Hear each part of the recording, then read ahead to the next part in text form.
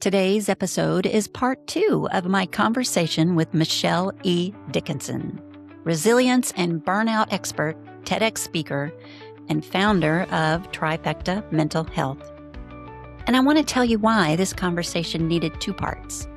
Because Michelle's work sits in a space that is both deeply human and incredibly practical. This isn't just about understanding burnout. It's about recognizing the subtle patterns that lead us there long before we ever call it stress. In part 1, we explored resilience as a lifestyle, the illusion of powering through, and why so many people lose their sense of agency when stress quietly accumulates. In part 2, today, we're moving into application. We're talking about what depletion actually looks like in a daily life, why functioning doesn't always mean thriving, and how small shifts, often microscopic shifts, have radically changed how we think, feel, and respond. Because whether you call it burnout, overwhelm, or quiet depletion, the experience underneath it is something almost everyone recognizes. Michelle, welcome back. I'm so glad we get to continue this conversation. Me too. Thank you for having me, Pam. You're so welcome. In part 1, we laid a strong foundation, so let's go a little deeper today. That's great. What do you think people still misunderstand most about burnout and resilience? I think, people take this as a personal failure when in reality, it's just their nervous system and a workload overload of their nervous system. And really it's not like a personal character flaw, right? I get it. And it starts so much earlier in the grand scheme of things, like with emotional exhaustion, detachment, cognitive fog, all, while it appears their performance is perfectly fine and intact. Exactly. And I see that a lot in women, I noticed, Yeah, because we're busy doing the do. we are. Yeah, but there's some myths that drive this problem. What do you think some of those are? I think a lot of people, the thing that really bothers me is like, it used to be a badge of honor for you to work so hard and grind it out. It was like a badge of honor. I pulled, 60 hours of work last week. It doesn't glorifying it doesn't make it okay. So I think we need people to understand that strong people, the myth that I know that I hear a lot is strong people don't burn out. Only low performers burn out. When in Wow. when in reality, it's the high achievers that are actually the ones at risk because they're the ones saying yes and they just keep taking on more and they keep ignoring their limits. Yeah, I always have this visualization for myself. I know I would visualize like I'm a plate, right? And all of my coworkers or my, management would just be putting things on my plate, literally. And they're like, "Oh, wow, I can just keep putting things on Pam's plate and she just keeps cranking it out." Right. Right.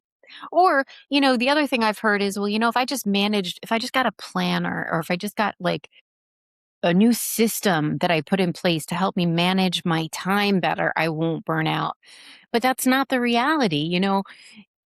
Burnout is a lack of recovery. It's a lack of stopping, filling your tank so you can keep going. Like I use this analogy of like an Olympic athlete. It's so perfect right now with the Olympics going on.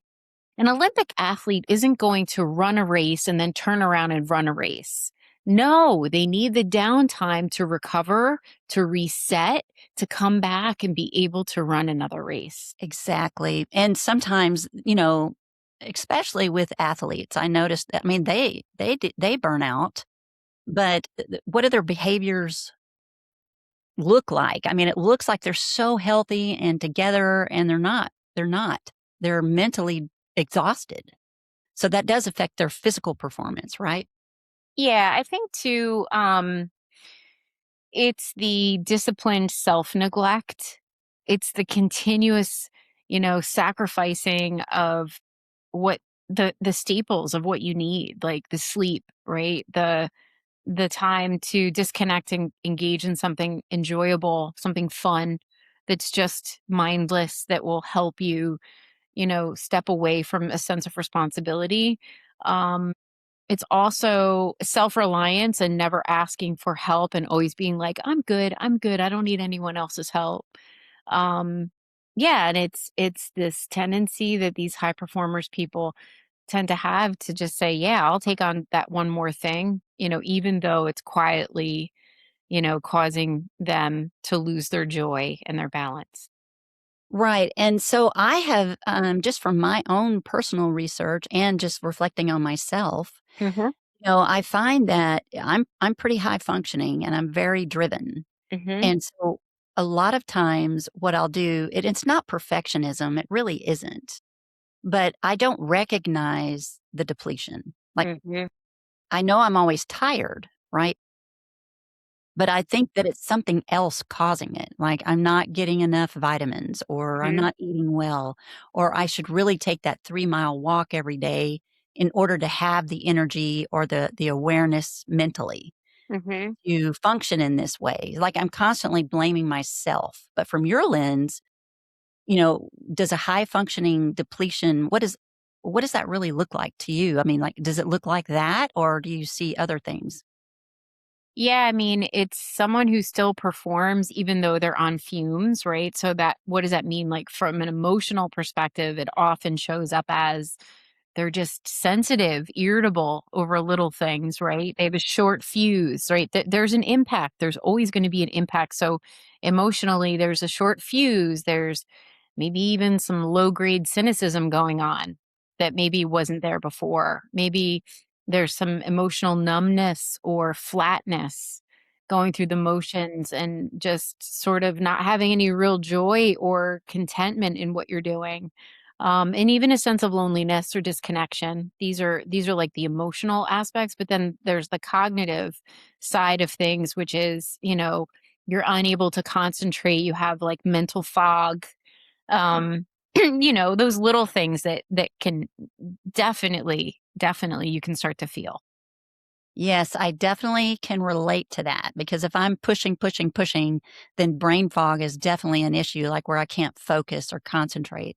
Mhm. And I notice I've had employees before that I recognized that in Okay. because one day they're so sharp and they're so in tune and they're on fire, and then the next day they're coming in and I don't know what happened, but they're exhausted.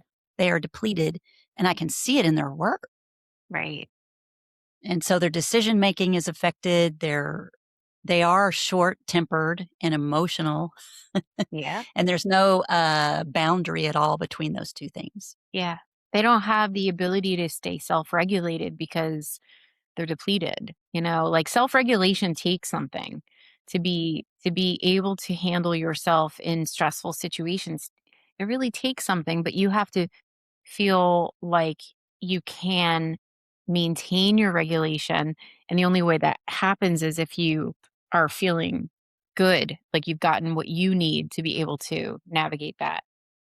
Right, and I really want you to share with us how dangerous it can be physically because I wanted to share with you that just this right at the end of last year, we went on a cruise, and I felt terrible. I felt exhausted, tired, and I thought, "Wow, I really need this vacation to focus," but we went with some friends.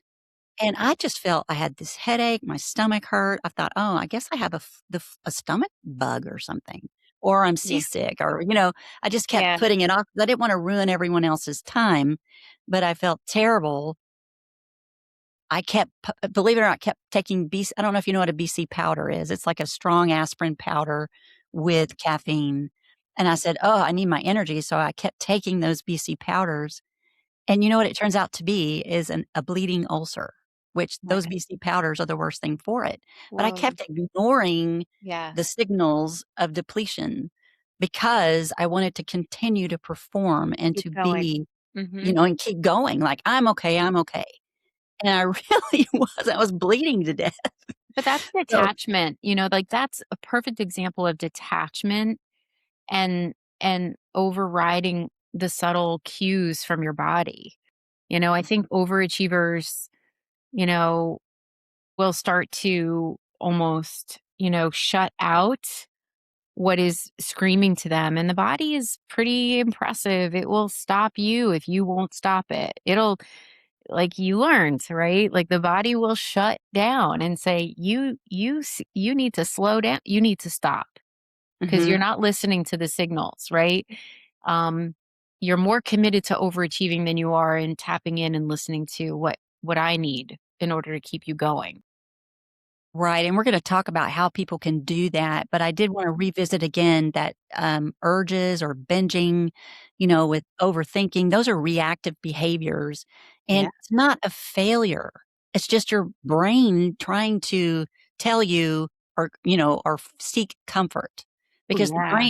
the brain is a powerful thing, but it is going to lead you to a temporary fix, like my BC powders. It was a Yeah. temporary fix. Oh, And I didn't even use my common sense, "Oh, this isn't really good for my stomach," I could get an ulcer, but right. I just wanted the quick fix so that I could temporarily perform. Yeah, I mean, I think it's so easy for us to get sucked into those urges. Even like the binge scrolling or like food or shopping, like we're looking for a sense of escapism when we're doing those things. And it's just another symptom of being detached. Overthinking is often like a form of self-protection. So are the other things I mentioned, right? When the system isn't feeling like you're listening, um, it's just super important. And that's one of the reasons why I am a big advocate, even for like 5-minute meditations, is you got to plug into yourself. We are so plugged into the world around us, the devices, the people, the work that we're doing, that we just never stop to plug into ourselves. And that's why it's so important, because it gives us a sense of respite almost when we go within, that you might actually find more fulfilling and satisfying than the urges that you succumb to when you are getting involved with like scrolling or shopping or eating. Like, but you wouldn't know unless you gave it a try and could appreciate that feeling that you have in meditation. So, Yes. yeah. Meditation, and then that's what I mean with delay the binge, the purposeful pause. Yeah. The pause gives you a moment to turn in and reflect on yourself and what's happening and what's really going on. Yes. Why are you reaching for this unhealthy thing or, too much of something? Is your body just trying to communicate with you saying, "Okay, this is too much." But, So in people's defense, we live in a world where we're taught to grab something external instead of something internal. So it makes sense logically. We're raised in this environment, go and buy this, go and try this, go and do this, like reaching outward. But like what you're saying with like the pause, it's like go inward. We want you to go inward. and just take a moment to reflect and like Mhm. I love how you frame those the micro shifts Yes. because they remove that intimidation and they it helps someone understand in just little baby steps how to get to that place. So if someone feels stretched thin, Yes. what are those small shifts that can create the biggest impact? What do you think? If people are feeling stretched thin, the last thing you want to do is give them something or challenge them to overhaul their life. Yeah. You're setting them up for failure. So what I've witnessed is to help people give their nervous system some small repeatable experiences that will help them feel safe and start to recover, right? So it doesn't have to be like this big lavish plan. It could just be like, I'm going to go for a 10-minute walk. I'm gonna get up 15 minutes early tomorrow morning and sit in prayer or meditation or just listen to that author I really love and makes me feel good when I listen to them. Hmm. It's little drops in your bucket that shift the needle a little bit at a time, but ultimately will get you to start to feel better. Because if you do tiny, consistent micro shifts, you're going to create a different trajectory for yourself. Yes, and I love it so much. And what I try to tell people though is even if you're making these micro shifts, you've got to have some way of seeing the difference, right? Like you may be trying one thing and it's not producing what you want. It's not creating the result you're looking for. It's not helping you. It's not making a difference. But the only way you can know that I am a huge advocate for journaling. And Mhm. most people, almost every time, Michelle, they don't want to do it because they think that's just one more thing on their list they have to do. Mhm. But if they just it takes seconds, like the micro just a small step and just writing one sentence, I tried the pause and it still didn't work. And I still ate the chocolate cake and I still did this thing that was unhealthy. And so they don't understand. So they either give up or they just are tired of trying and not making a difference. But I challenge them all the time to just write one little sentence for 2 weeks solid without missing a day, Yeah. about their day. And then they can actually see the patterns that their brain has, whether it's healthy patterns or unhealthy patterns. There's a pattern there because the brain loves the patterns and it goes there, but you've got to figure out how it can fit in your day and in your routine so that you can actually see it through.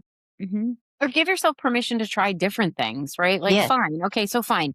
It's not one size fits all. The journaling is a great idea, but if someone's not going to do that, well, what else could you try? Like the definition of insanity is hoping something changes without changing something. Like you have to be willing to try something different if you want a different outcome. So if it's not that, then what could you do differently and what could you start to measure in terms of how you feel from doing the thing that you tried on? It's you just have to figure out what works and meet people where they are with what they feel comfortable trying?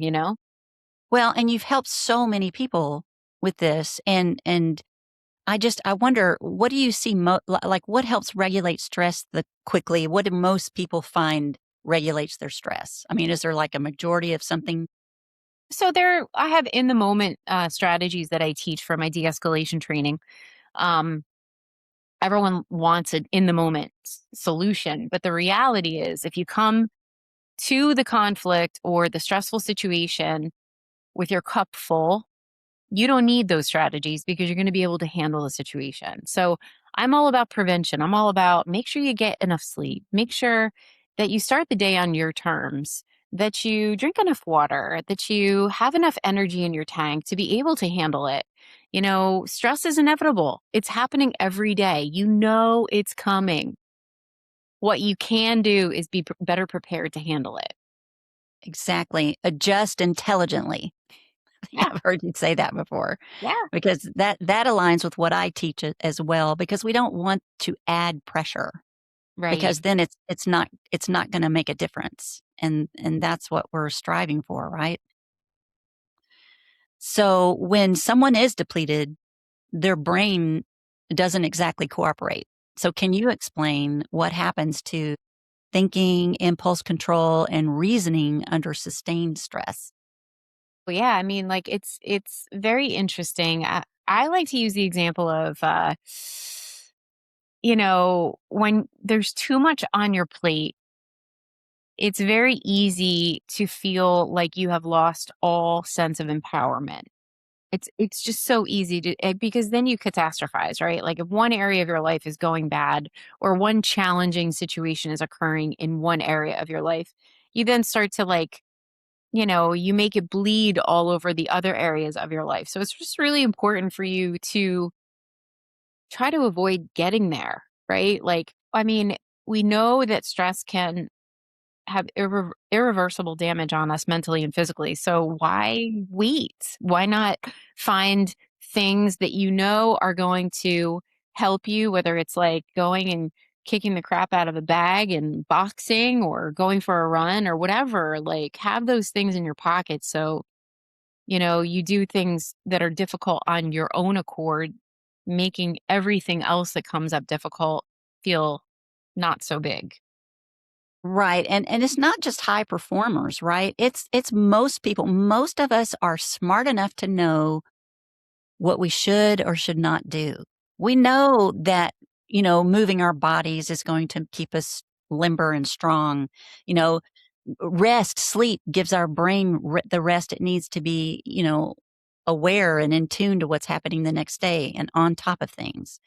But just because we know it, we still make the poor decision of not doing it.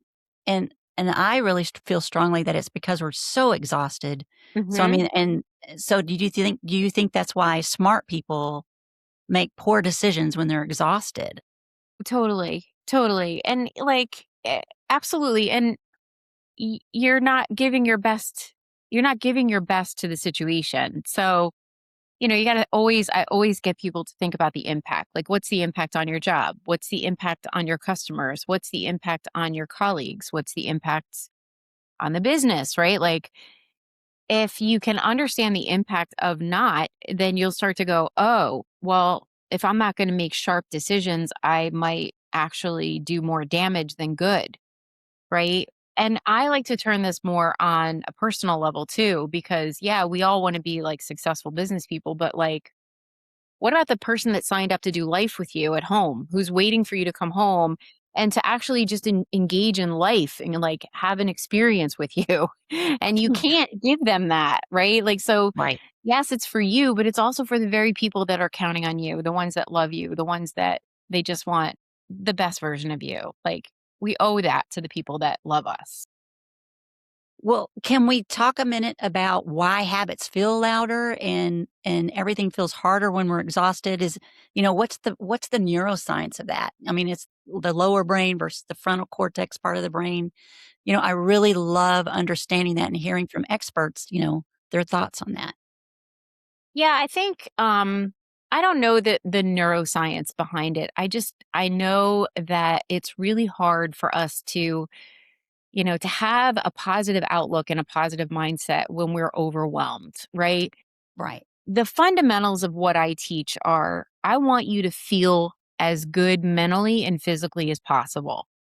When you feel good physically, it naturally spills over into your mental outlook on life and your experience of life. So it all comes down to what can I be doing that's going to help me feel good physically because I know that's going to directly correlate into my mental health. So why not stop and reflect and say, what is that? And what can I do differently? Because everyone deserves to have a good experience. Like we weren't put on the planet to work and pay bills. Like, you deserve joy, you deserve enthusiasm, you deserve, all the good stuff in life. Yeah. Yeah. And we constantly say your brain under stress is not your brain at its best. No, it's not. It's You not. know, it's, Yeah. yeah. Yeah. So I want to talk about a moment my listeners know intimately. We talk a lot about it and I get a lot of, insight from them, on the urge moment. So from your perspective, what's actually happening when someone feels that powerful pull towards something they know won't serve them? I think your mind is just looking for escape. It's just looking for an escape and something to give it relief to not have to experience what is being experienced. I mean, like, I'm just thinking about myself, like, when I go for the chocolate cake, well, like, what am I avoiding, right? Like, what am I avoiding? What's bothering me? What's Mhm. missing? But, you know, if you're not in a good headspace, you're never gonna do that reflection question, and you're just gonna go with it, you know what I mean? Like, so you have to have the ability to, like you said, take the pause, reflect. What is this really all about? Right, right. And if we could revisit, I know we've talked a little bit about the micro shifts, Yeah. but a lot of times they're like, okay, so you're taught this sounds great, Pam, Yeah. but how do I actually interrupt these reactions? I mean, what is something that I can do, when I'm in that moment, when I'm that exhausted? Yeah. 'Cause you I mean, go to bed, take a nap. Like, hello? Listen, there's no shortcuts for doing the real work. There's no shortcuts. right. You're that exhausted? Take Mhm. inventory. What's gonna get you in bed quicker tonight? How can you protect your sleep? What boundary are you missing that you're not getting into bed and getting the, enough sleep so that you don't feel like crap, Shut right? the phone off 10 minutes earlier than usual. Yeah. Quit scrolling. Yeah. Because people don't realize how that is just stimulating Mhm. your brain and you're not able to rest well. Or, Absolutely. or it's the pause, going to sleep. It's just Yeah. a very long pause Yeah. and the brain can recover and be fresh the next day. But you're right, it's not big steps. It's just like, okay, 10 minutes. Really? What is that? Just shut the phone off 10 minutes earlier. It's just little things like that. Amen. Amen. Urges are often state driven, not character driven. I just want to say that to the listeners today. I don't know why. Urges are state driven. They're not character driven. Don't I just give yourself a little grace. Just know that it's your brain trying to communicate with your body. I mean, it's trying to help you. And so we need to listen and figure out a way to get through it. So, you work extensively with organizations. What are some practical ways people can preserve energy and agency inside demanding environments? Yeah. I think the first thing is to recognize that demanding environments are always going to be there, especially if you are up to big things in your life, right? If you chose a career that's hard, but you chose it because you like it, wishing it be any different than it is not the solution. It's the only thing you can focus on is where you have agency. You absolutely have agency. So, what can you do? Take better care of yourself. It sounds so basic, but like, making sleep and wind down time a non-negotiable. Give yourself a shot at being able to not get devoured by stress, be able to ebb and flow with it because you feel good, right? Like making sure, you're building a healthy mind and a healthy body with your practices. What we repeatedly do affects us. We are what we repeatedly do. We are what we repeatedly think. We are what we repeatedly eat.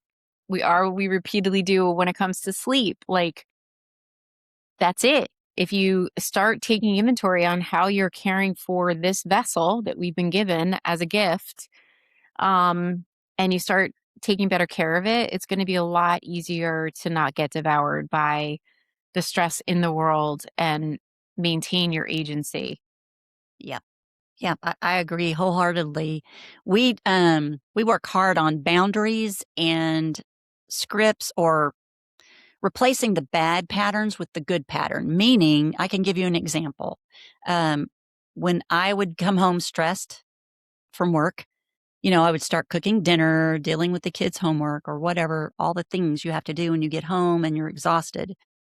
And I would always open up this huge bag of chips. And before I knew it, I had eaten the whole bag of chips. And so what you can do with that is instead you buy the chips, open them up and put them in little small Ziploc bags.